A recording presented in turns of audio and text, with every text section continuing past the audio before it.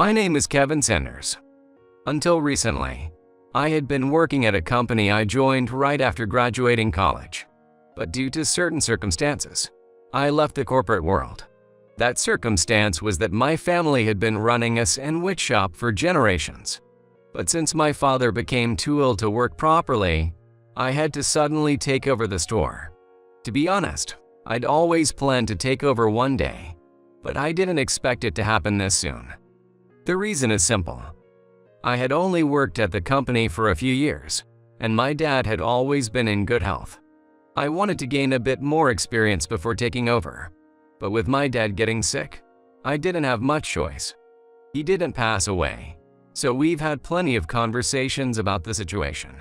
Sorry for suddenly throwing the responsibility of the shop on you, but I believe you'll handle it well, Kevin. Don't worry about it. Just take it easy and rest. I'm not sure how things will turn out with the shop, but I'll figure it out. If you have any questions, ask me anything. You've only ever worked as a company employee, so I'm sure there are things you don't know about running a business. Actually, I always thought this day would come eventually. So, while working at the company, I was also thinking about how to make the shop more successful. Oh really? You were doing that? Well, that puts me at ease. Even so, I haven't actually done anything yet, so it's hard to say how things will go. Well, there's nothing more I can do. Just run it your way. Thanks. According to my dad, he'd even considered closing the shop altogether. So, even if I fail to run the store and end up closing it, it seems my dad wouldn't be too upset about it. When he says things like that, it almost feels like he doesn't expect much from me, which only fuels my motivation. I've always been that kind of person. The less people expect from me, the more determined I am to prove them wrong. In this case, too, it's clear that my dad doesn't have high expectations for me. So I've decided to work hard and increase the store's sales beyond what it was when he was running it. And surprise him. Thinking about all this, I discussed it with my mom and decided to take over the shop. To be honest, I accepted the responsibility a bit too easily, but I'm worried about whether I can actually manage it well. It seems my mom is also a little anxious about me taking over the store. After all, I've only worked as a company employee until now, and suddenly I'm running a sandwich shop. It's no surprise she feels that way. Are you okay with suddenly taking over the store? I've been helping out here for years, so I know how things work day to day, but I don't really understand the more important aspects of the business. I told Dad this too, but I've actually been studying a little. So I'm not too worried about the management side, but I don't know much about the finer details of the shop. So I'd really appreciate it if you could teach me. Of course, I'll teach you everything I can, but I'm really sorry we had to ask you to take over so suddenly. I never thought your dad would end up in that condition. Yeah, no one could have predicted he'd get sick. Besides, I always intended to take over the shop someday, so don't worry about it. Even so, it all happened so fast, and I can't help but worry about a lot of things. Yeah, there's a lot I'm concerned about too. But with Dad in this situation, we've just got to work together and figure it out. You're right. Also, something I've noticed while watching your dad, this job can really take a toll on your body, so make sure you take care of yourself. Yeah, running a sandwich shop means waking up early to prep every morning, and since we stay open late, it's definitely exhausting. I'll make sure to take care of my health so you don't have to worry, Mom. She was right. Ever since I was a student, I had seen my dad running the sandwich shop, but I never thought he was living a particularly healthy lifestyle. Every morning, he would wake up early to do the prep work, and during the day, he would serve customers and sell sandwiches. Watching him, I thought I understood how hard it was to run a sandwich shop, but I knew I couldn't let the shop close. It was part of our family's legacy, so I was determined to do my best. With that in mind, I stepped into the role of running the sandwich shop as its owner. At first, there were many things I wasn't familiar with, and I ended up causing my mom a lot of trouble. But after a few months of working at it, I gradually got the hang of things. Of course, running a sandwich shop isn't easy, but thinking of it as something I'm doing for my parents gives me the strength to keep going. It seems my mom has also gotten used to seeing me working, and she seems more at ease now. You really seem to have gotten the hang of managing this shop. You're starting to remind me a bit of your dad. I'm glad to hear that. I was worried since I didn't get to watch Dad's work up close, so I wasn't sure if my way of working was right. Of course, part of it's because of your youth, but you're louder and more enthusiastic with your greetings than your dad was, and the regulars have been saying great things about you. The regulars have been saying that. I had no idea. They've never told me directly. Hearing that makes me really happy. When the transition happened, a lot of the regulars expressed concern, but lately, it seems like they've come to understand how hard you're working. I had no idea the regulars thought of me that way. It almost brought me to tears. To be honest, I love the company I used to work for, so quitting was really hard for me. That's why being recognized by the regular customers and my mom meant so much to me. Until my mom mentioned it, I hadn't realized how they felt about me. The regulars were probably being considerate, thinking that if they complimented me directly, it might put too much pressure on me. The regulars who have supported this shop, the ones my dad worked so hard to take care of, are genuinely wonderful people, and I feel so grateful to them. For their sake, too, I can't let this shop fail. Lately, that's what's been on my mind as I work. When I was a company employee, I never thought this deeply about each and every customer like I do now. When it's your own store, you naturally start thinking more about your impression on others and how to handle things sincerely. However, since I've started considering things I never thought about as a company employee, I wonder if the added stress is affecting my body. I've been feeling a bit off lately. I wasn't sure whether to tell my mom, but I figured it would be better to be honest than to hide it and have something go wrong later. So I decided to tell her. It's been a few months since I started working at the shop, but lately I've been feeling a little under the weather. I don't think it's anything serious, but I wanted to let you know just in case. Why didn't you tell me sooner? If you've been feeling like that, you should have said something right away. It didn't seem serious enough to mention, so I kept quiet. But I figured it'd be better to let you know before something serious happens. If something happens, it'll be too late. Go get checked at the clinic right away. I don't want you to go through the same thing your dad did, having to give up managing the shop because of illness. I'm really not feeling that bad. It's just that I occasionally feel a bit tired. I still think I'm in pretty good health. I appreciate you worrying, but I don't think it's worth seeing the doctor. If you keep saying that, you really will end up like your dad. If something happens to you, this shop will truly be done for. It would make me feel a lot better if you went to the doctor. If you're that worried, I'll go get checked on my next day off. I've lived with this body for decades, so I'm pretty sure it's nothing serious.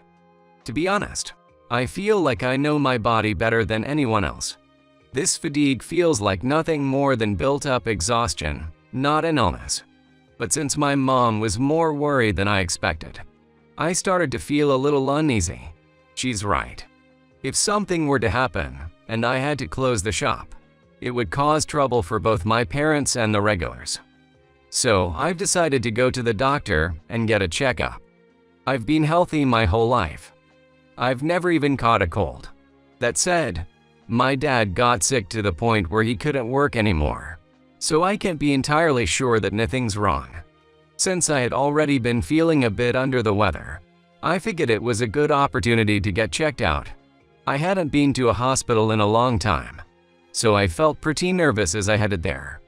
With some hesitation, I walked into the nearest clinic and asked for an examination, and they started the test right away. I anxiously sat down to hear what the doctor had to say. "Could you please tell me the results of the examination?" Of course. Regarding your condition, Kevin, there was a slight concern, so we'd like you to stay for observation and further tests. Wait, an observation stay? What do you mean by slight concern? I've never had to rely on a doctor before, so this is making me a bit nervous. There's no need to panic. Given your family history with your father, we'd like to conduct some detailed tests, just as a precaution. For your peace of mind, I recommend a short stay for observation. Actually, I run a sandwich shop, so being admitted all of a sudden is a bit difficult for me. Of course, I understand how important your work is, but if you collapse because you avoided getting tested, it's something you'll regret for the rest of your life. That's why I want you to stay for observation. All right. I never imagined I'd end up being hospitalized. I thought it was just fatigue, but now it's come to this. But the doctor was right. If I avoid a short hospital stay and end up collapsing, forcing the shop to close, it would be a disaster.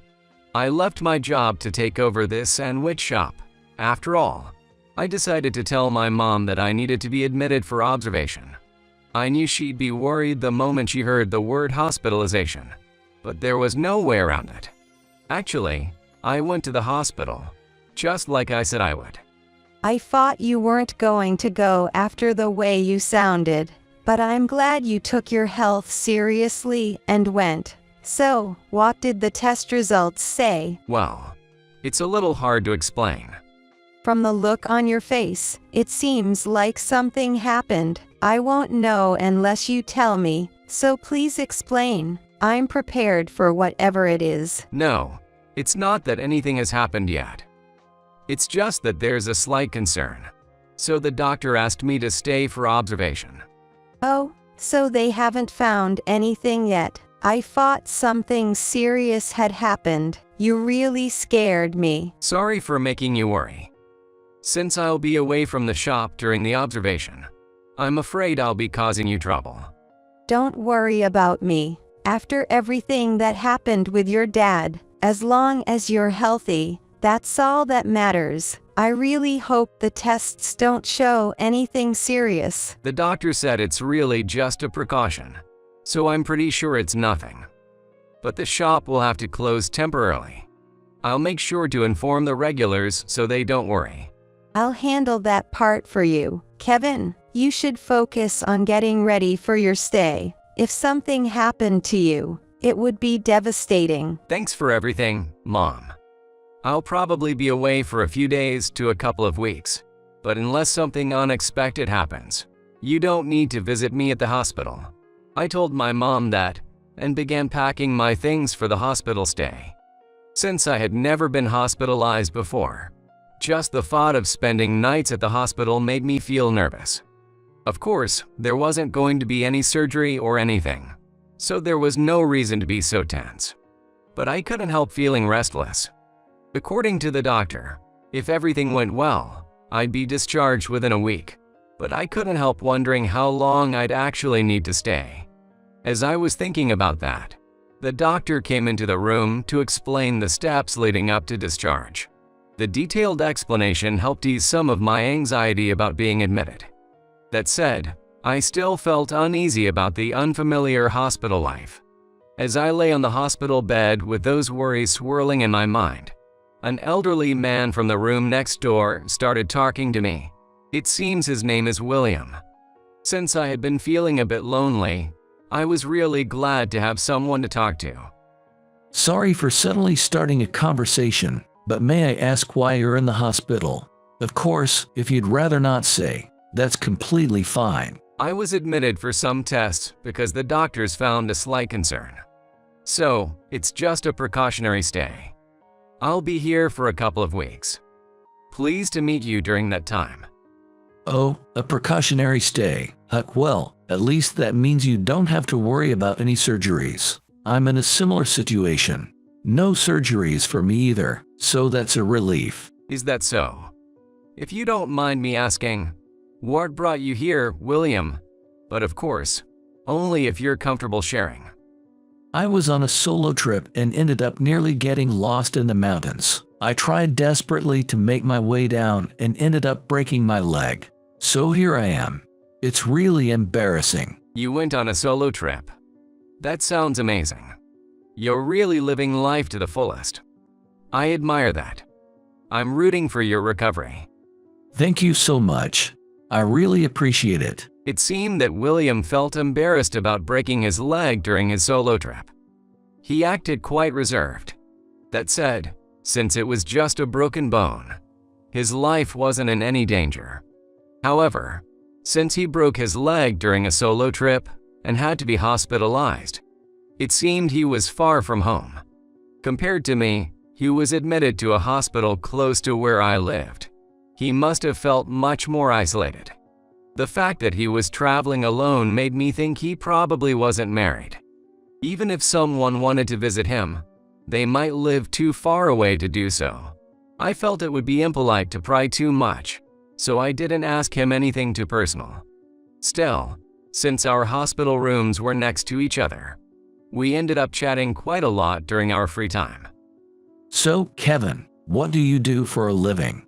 I live in a rural area and don't do anything remarkable, but since you live in the city, I was curious. I used to be a regular company employee working in sales, but recently I took over the sandwich shop my dad used to run. For the past few months, I've been running it with my mom. A sandwich shop run by someone like you must serve some really delicious sandwiches. I only just took over, so there are still a lot of things I'm not good at. I feel like I've got a long way to go. It's honestly a bit frustrating. You might feel that way, but I'm sure your father was proud and happy to see you take over the shop. I hope so. But running the business has turned out to be way harder than I imagined. It's really opened my eyes to how tough it can be. It really is difficult to manage something, isn't it? But the fact that you're taking on such a challenge is truly admirable. Thank you so much. Talking with you really lifts my spirits. You've got to come by and try one of our sandwiches someday. Absolutely. I'll be sure to visit. I have these kinds of conversations with William every day. Although I've been undergoing detailed tests, nothing serious has been found. Even so, the doctor still seems concerned and hasn't given me the green light to be discharged, since I've already been admitted. I can't just break the rules and discharge myself without permission. So I've been patiently sticking it out and continuing my stay for observation. If I were alone, I'd probably be really bored. But thanks to William keeping me company, I never feel bored at all. It's been about a week since I was admitted, and because we've been chatting every day, we've become pretty close. William's leg also seems to be healing well, so there's a chance we might be discharged around the same time. While I was thinking about that, William, you usually had such a warm smile, spoke to me with a guilty expression on his face. Kevin, I have a small favor to ask. Would that be okay? William, why so formal? If it's something I can help with, I'm more than happy to. I felt my heart skip a beat, wondering what he was about to ask. Since we had become friends, I really wanted to help him if I could. As I mulled over this, William made his request. I'm really sorry to ask, but could you lend me $2? If it's too much, I understand, but I really need it. That's no problem at all. You don't need to worry about paying me back. Just use it for whatever you need. Thank you so much, really. I never expected William to ask for $2, but I immediately pulled out the money from my wallet and handed it to him. William gave me a deep bow of gratitude, then left the room with a smile. It occurred to me that I hadn't felt this kind of joy, the feeling of making someone happy, in a long time. When I was running the sandwich shop, my customers' smiles gave me energy. But since being hospitalized, I hadn't experienced that same sense of fulfillment. By giving William the $2, I felt like I'd regained some of that energy. William never mentioned what he needed the money for, but there aren't many things you can buy with $2. He probably saw something he wanted at the hospital's gift shop or snack bar, considering he mentioned almost getting lost during his trip. Maybe he lost his wallet at that time. Or maybe he simply didn't have much money to begin with. To most people, lending money in that kind of situation might feel concerning.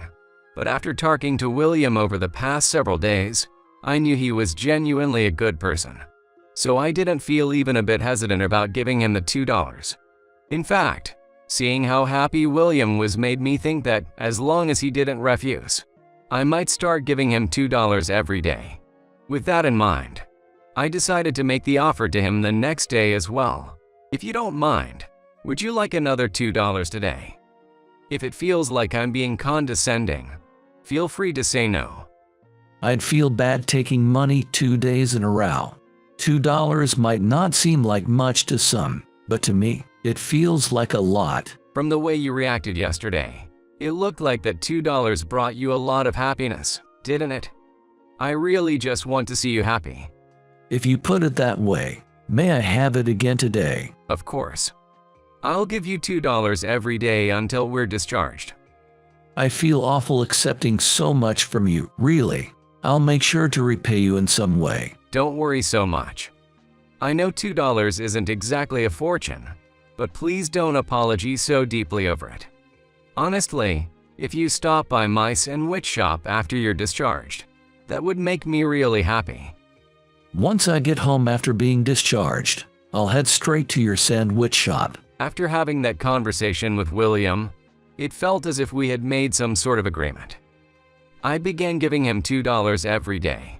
Some might think it would be easier to just give him a lump sum, but I worried that doing so might change the dynamic between us. That's why I handed him $2 at the same time every day, and each time, he'd leave the room with a bright smile. When I was first told I'd need to stay for observation, I never imagined my daily life would turn out like this. But every time I handed William that $2 and saw him walk out of the room with a smile, I felt a deep sense of joy. Seeing his smile made me long to return to this sandwich shop and serve my regular customers again. It's been about a week since I started giving William $2, and I still don't know what he's using it for. At this point, I'm starting to think it's better not to ask. While I was pondering that, I received the news. I had completed all my tests with no issues, and I was finally cleared to be discharged. William, it looks like I'll be discharged before you. The doctor just told me that I'll be discharged next week. In that case, please keep using this money until you're discharged. Thank you so much for everything, from beginning to end. It's truly an honor to have received such kindness from someone younger like you, Kevin. I promise I'll visit your sandwich shop. I'll be waiting for you. I'm holding you to that promise. Take care of your health and keep doing your best at the sandwich shop. Thank you for your kind words. Please take care of yourself as well, William. After exchanging farewells like that, I was finally discharged from the hospital. When I first found out I'd be hospitalized, I couldn't wait to leave. But after getting to know William, I found myself wishing I could stay just a little longer. That said, I knew I had to get back to running the sandwich shop. My future depended on it. As soon as I returned to the sandwich shop after being discharged, I noticed a crowd of regulars gathered around. At the center of it all was my mom.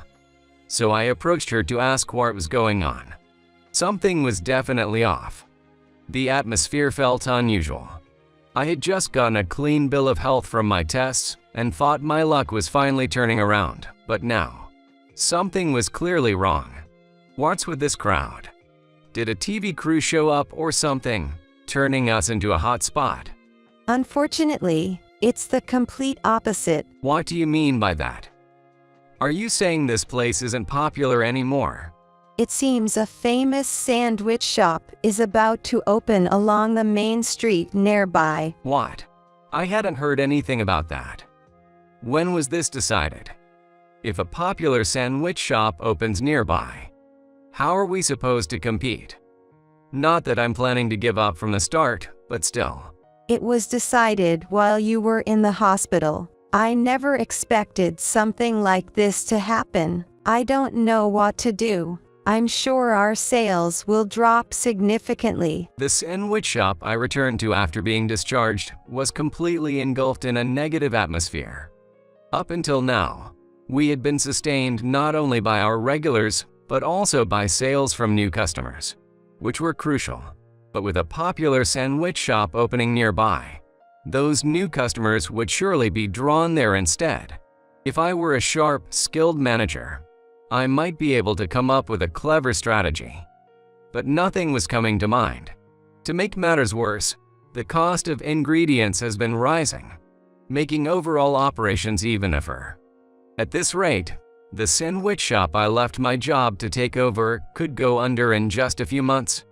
I had wanted to make it more successful than it was when my dad ran it. But I never saw this coming. Even though I was stuck in my worries, the world didn't wait for me. Just a few days later, the popular sandwich shop opened, and as expected, our sales dropped significantly. Not knowing what to do and plagued daily by nausea and headaches, I looked up as a group of customers entered the shop. Determined to face my customers sincerely, I forced a cheerful demeanor as I prepared to greet them. And then I realized that one of the customers was William. "Why are you here, William?" Why? Because I promised I'd visit, so I brought my family along. Your sandwiches look absolutely delicious. I'm really happy to hear that. Why do you look like you're about to cry? Are you upset that I came? No, it's not that. Things have been really tough since I was discharged, but seeing your face just made me feel so relieved. I didn't even realize I was tearing up. You said things have been tough. Did something happen with the sandwich shop? Well, a popular sandwich shop opened nearby and started drawing away our customers.